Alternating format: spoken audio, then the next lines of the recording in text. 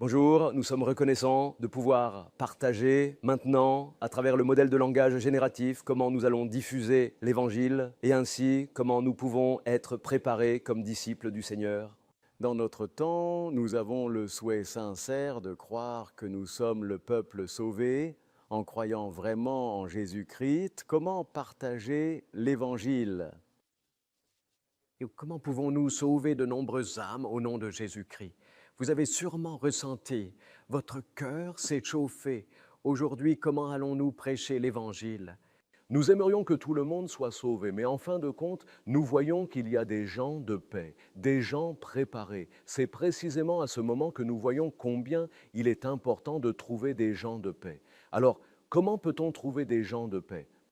Tout d'abord, ce qui est important pour nous, c'est de trouver d'abord une personne de paix qui est préparée. Bien que nous souhaitions que tout le monde soit sauvé, nous constatons en fin de compte qu'il y a des personnes de paix qui sont prêtes. C'est à ce moment que nous voyons à quel point il est important de trouver des personnes de paix. Alors, comment trouver des personnes de paix à ce moment-là? Pouvons-nous trouver cette personne? Tout d'abord, nous réfléchissons à travers notre famille, nos proches et nos amis, et nous nous souvenons des noms pour préparer une note et les enregistrer. Chacun écrit son propre nom dans le carnet d'enregistrement. Cependant, il est important de noter qu'il y a des personnes qui sont liées à nous. Lorsque nous aurons notre mariage, seules les personnes concernées seront invitées à la cérémonie, pas n'importe qui. Nous notons sur un carnet les noms que ces personnes nous ont donnés, ou les personnes qui ont assisté aux funérailles, elles y participent justement parce qu'elles ont une relation avec la personne décédée.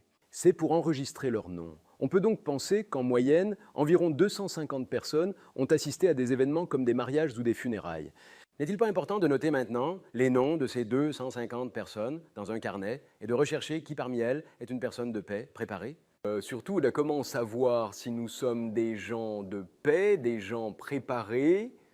Nous devons d'abord écrire ces noms et ensuite prier pour eux. Lorsque nous prions pour eux, nous devons avoir 5 sujets de prière. Premièrement, je commande au diable Satan au nom de notre Seigneur Jésus que toutes les chaînes qui emprisonnent cette âme en son nom soient brisées. Deuxièmement, je couvre ce nom avec le sang de notre Seigneur Jésus et je le proclame protégé de tout mal.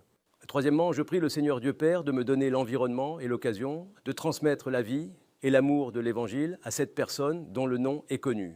Quatrièmement, je demande au Saint-Esprit consort de m'enseigner comment manifester et transmettre la vie et l'amour de l'Évangile. S'il vous plaît, donnez-moi de la sagesse. Cinquièmement, je crois que le Dieu trinitaire choisira son nom pour faire de son peuple celui de son royaume. Je prie au nom de Jésus. Amen.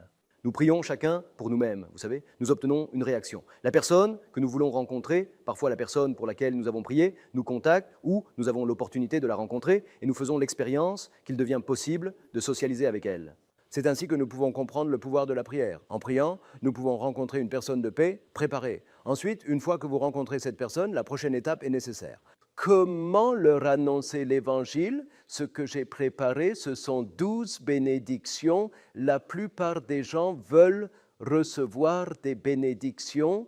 Je souhaite recevoir une bénédiction à un moment donné.nn ce moment. Nous avons préparé 12 bénédictions pour partager le message de l'Évangile, qui est cette bénédiction.sn. Premièrement, la santé. Deuxièmement, la bénédiction du bonheur et de la stabilité. Troisièmement, la bénédiction de la paix intérieure. Quatrièmement, la bénédiction de bonnes relations familiales. Cinquièmement, la bénédiction d'une abondance financière.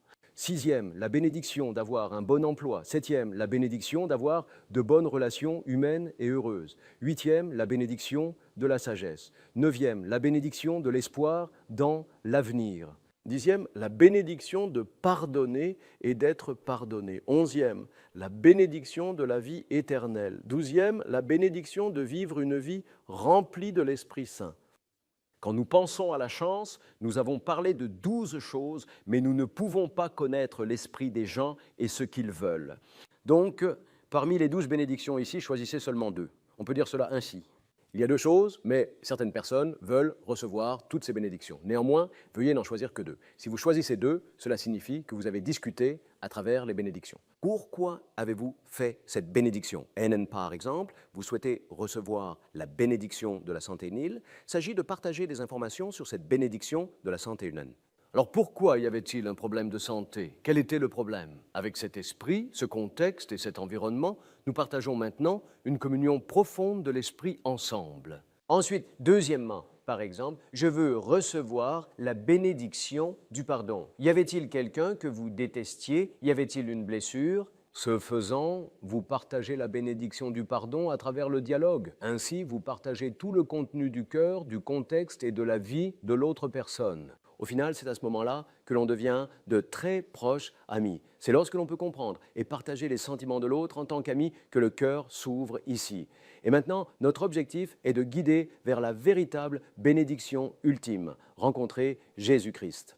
Rencontrer Jésus-Christ nous permet de profiter de la bénédiction véritable que Dieu nous offre, la meilleure bénédiction pour nous, les humains. Comment, à ce stade précis, présenter Jésus-Christ et annoncer l'Évangile pour rencontrer Jésus et obtenir la véritable vie éternelle et ultime, la bénédiction de l'espoir éternel. C'est ce qui peut vous guider vers l'étape suivante. Alors, comment peut-on rencontrer Jésus-Christ? Ici, quand nous transmettons l'Évangile par chaque passage, nous rencontrons Jésus-Christ. Pour transmettre l'Évangile, il faut être précis, clair et très simple. C'est pourquoi le chemin pour rencontrer Jésus-Christ véritablement est précisément celui-ci, présenté dans Romains chapitre 6, verset 23.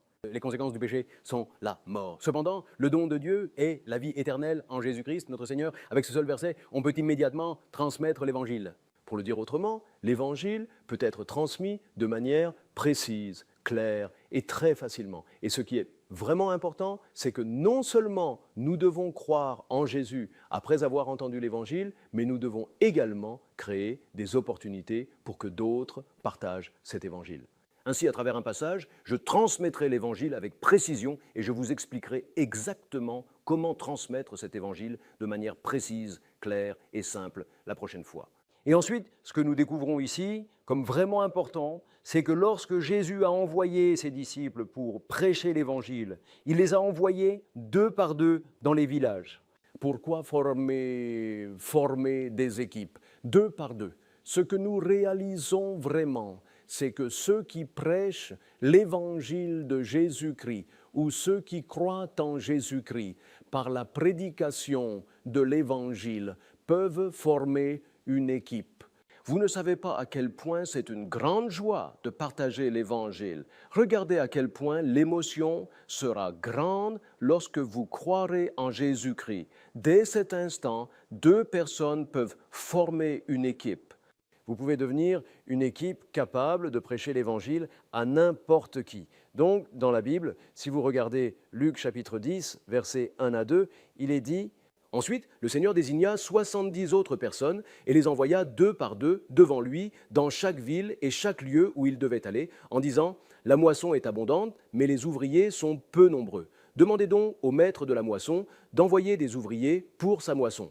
En regardant la Bible, on voit que les gens étaient envoyés par paire. À partir de ce moment précis, les deux peuvent devenir une équipe vraiment précieuse.